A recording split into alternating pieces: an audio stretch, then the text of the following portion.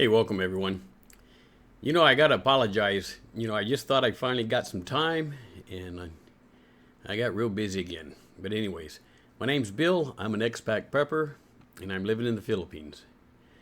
So, the last 3 days, we have been struggling to fill water. And what I mean by that, if you haven't seen my videos, we own a water refilling station here in the Philippines and it requires water. So we have two wells, primarily one well we use all the time, and that well fills the house, right? The bathrooms, the kitchen, the toilets, the hose spigots. It's a shallow well. It's only one pipe, which is about 20 feet deep, and it's sufficient, right? It's the original well that came with the property. And we also have, which I put in, a secondary well, which is a deep well, which is 10 pipes, so it's 200 feet deep. Now, for you guys that are preppers, you're wondering, well, what does this have to do with prepping? Well, let me get into it. You'll see shortly how this has to do with prepping. But anyways, I had a lot of work done recently. I just had major service done to the system. I had all the carbon material recharged. Basically, they emptied it all out and put in new gravel, sand, charcoal, etc., salt and stuff for the three big large filter tanks. And during that process, they broke some stuff, or they're fixing stuff. I'm not sure what's going on. But either way, I ended up needing to replace a pump, so they said. So, I bought a new pump, which you'll see shortly here in a second. Well, it turns out I also needed a solenoid switch. And as things go out here in the Philippines, I really didn't need the new pump. I just really needed the solenoid switch, but they troubleshooted it kind of backwards. So I ended up with an extra 1.5 horsepower vertical pump. Put it in standby. So anyways, that was this weekend. This was Sunday, so I was pretty busy. It was a busy Sunday, right? So we got up and running. Well, come Monday morning, my tanks were empty, and it turns out, totally unrelated, but my deep well pump stopped working for whatever reason. So I'm going to go into some of the troubleshooting and give you some visuals here. So bear with me as I'm dealing with OBS for the first time. So this is the deep well head here. It's located in the back of my garage. And this is an old Gold pump, 1.5 horsepower vertical pump that I had sitting on there. So the first thing we did was take the pump off, right? So you can see the well head there is open. And then if you turn around and look here in this next picture, we dragged out 6 lengths of pipe. Now, my well might be 20 pipes deep and the casing goes down that far, but the actual pipe from the pump down to the injector, then from the injector to the ball valve is 6 pipes. And that's the new wild dog that joined us this week. Anyway, so we dragged the pipe out many times. We went in and out with this pipe. My first suspicion was the cups on the injector. Now, I won't go into how deep wells work and jet injection systems work, but they have these leather cups that are between the pipe and the wall casing. And this was my first thought. And this is the look at them right here. And they're really not that bad. They look pretty bad, but as cups go, they're still pretty thick and leather, as you can see here. And they weren't in bad shape. But we replaced them anyways, right? So that's typically what we do out here. Now, meanwhile, after we replaced the injector cups and reassembled everything, it still didn't work. So I had this old 1 horsepower metal, iron, cheap Chinese-made pump on standby. So I plugged this guy in and tried to get it to work, and it just didn't have enough power and pull. It didn't work, right? So pipes came in and out again. This came off. And then I started getting worried, right? Because we need to make water for the business. So this is day 1, and these are the 2 tanks. The tank here you see on the right side is my raw tank. So this comes after some filtration systems, and I won't go into details on that. You can watch my other video. But I need to fill this raw tank pretty regular. It's a 2,000 liter tank.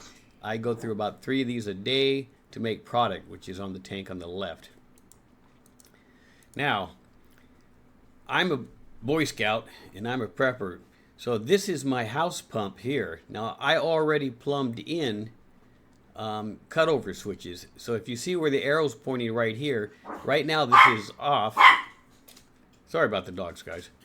Right now this is off, and you can see where the arrow's pointing.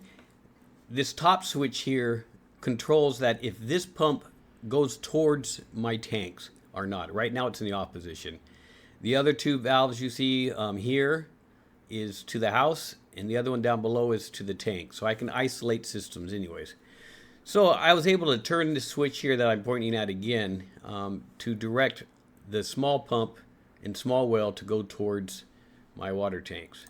Now, once it gets to my tanks, you'll see that there's 3 valves here. The one on the bottom left that I'm pointing to now, which is open, says get water from the deep well. Now, if that is off, I can turn on 1 or 2 of the other pumps. Now, the top one, the top switch I'm showing now, says that if I turned it on the small pump, it will now feed my water filtration system. And if I need it to, I can feed the house from here from the deep well. So basically I would turn off this top pump here that I'm indicating, and I would turn on both these 2 pumps switches down at the bottom, where this one here in the middle would also feed the house from my deep well. So it's a redundant system that I can use either well in a couple different configurations to feed many different things. All right, so what else I got to show you here?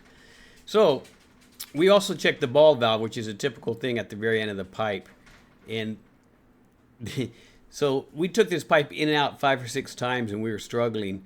And it turns out after we checked the ball valve, which is fine, it works, it was put back on too tight. And what I mean to say is we screwed it so far onto the pipe that we were unable to, or the valve was unable to actually open when it was drawing water.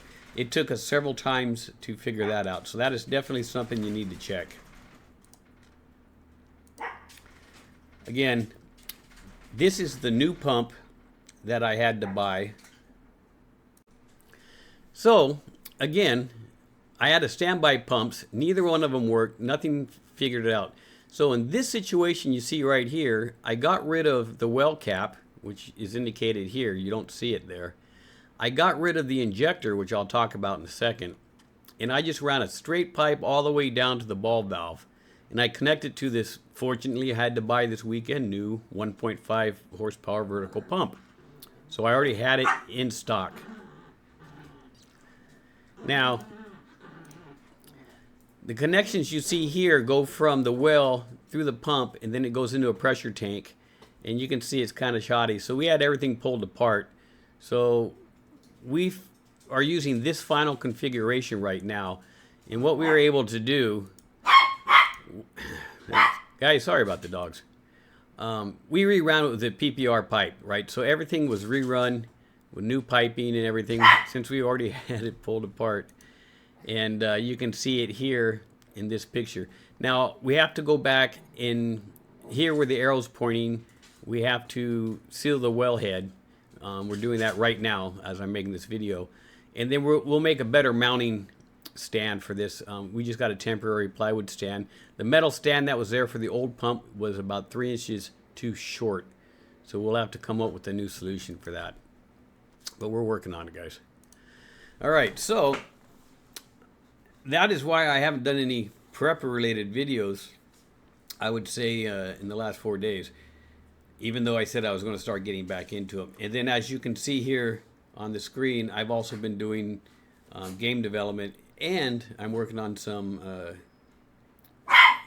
vulnerability pen testing gigs as well. Guys, I'd throw my dogs out, but my wife would kill me. Sorry about that. Comment down below if it's really super annoying, and next time I'll just... Hey! I'm making a video! Shut up! It won't help. Anyways, guys, so I'm up and running. I got water going now after 3 days, and I've been busy. And prepper-wise, it's good that I have things on hand. Now, things I didn't have on hand were the cups. Now, I've remedied that. I bought a couple sets of cups, so if I ever need those again. And what I don't have on hand, and what is absolutely still broken, it turns out the jet here isn't working right. So I didn't have a spare jet on hand. I'm going to get another one. We'll get it back installed and add the extra pressure to the line. And then I'll probably have another one of these on hand supply. I had all the PPR and the PVC and the glue and stuff. So as a prepper, I had all those spare parts.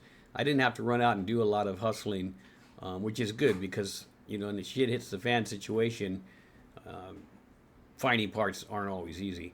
I'm going to get 2 of my Gold pumps, 1.5 horsepower vertical ones, reserviced next week. So they'll be put in stock as standby, right? So I'll have 2 standby pumps, and I'm going to get some injectors and cups. So bottom line is, as a prepper, I got to get my well preps in order, right? So that's what I'm doing. And that's what I've been doing for the last 3 days, dealing with water. Guys, thanks for watching such a long video. I know it's kind of glossing over how pumps work, but it's just kind of showing you that having things on hand in an emergency situation, even if it's just maintenance parts, is key. My dogs say hello and goodbye. And hit that like video if you like this. Comment down below if you've experienced problems with these kind of pumps. And until next time, folks, be safe. Dogs? Yeah, they said be safe too.